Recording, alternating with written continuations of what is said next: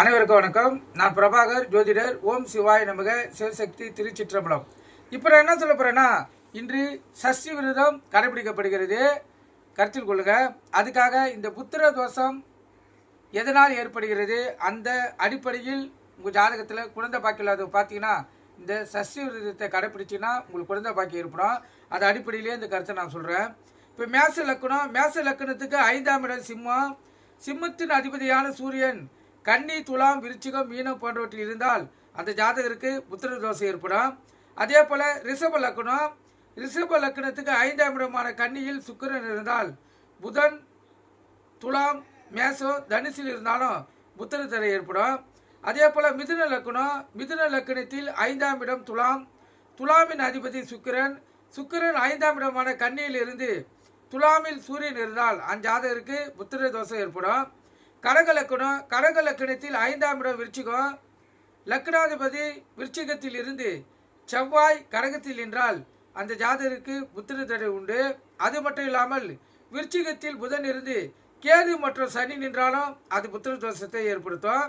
சிம்ம லக்கணத்தில் 5ஆம் இடம் தனுசுக்கு அதிபதியான குரு 6ஆம் இடமான மகரத்திலும் 6ஆம் இடத்துக்குரிய சனி தனுசில் இருந்தால் அந்த ஜாதகருக்கு புத்திர தோஷம் ஏற்படும். அடுத்து கன்னி லக்கணத்துக்கு 5ஆம் இடமான மகரத்தில் சனி இருப்பது தோஷமில்லை என்றாலும் சூரியனுடன் இணைந்து இருந்தால் 5ஆம் இடமும் 5ஆம் பாவதியும் கெடுக்கிறார்கள். எனவே இது புத்திர தோஷத்தை ஏற்படுத்தும்.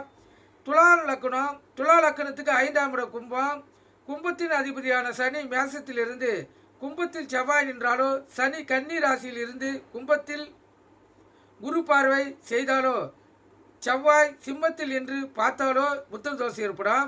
அடுத்து விருச்சிக லக்கணத்துக்கு 5ஆம் இடம் மீனத்தில் சனி இருந்து மகரத்தில் குரு சஞ்சாரம் செய்தால் தோஷமாகும். மீனத்தில் குரு இருந்து மகரத்தில் சனி நின்றாலும் புத்திர தோஷம் அந்த ஜாதகத்துக்கு ஏற்படும்.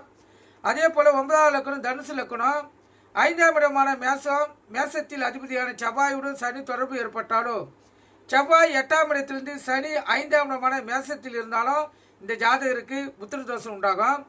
10ஆவது லக்கணம் மகர லக்கணத்தில் 5ஆம் இடம் ரிஷபத்தின் அதிபதி சுக்கிரன் கன்னியில் நீசமடைந்து 5இல் ராகு கேது சூரியனுடன் இணைந்திருந்தால் அந்த ஜாதகருக்கு புத்திர தோஷம் ஏற்படும்.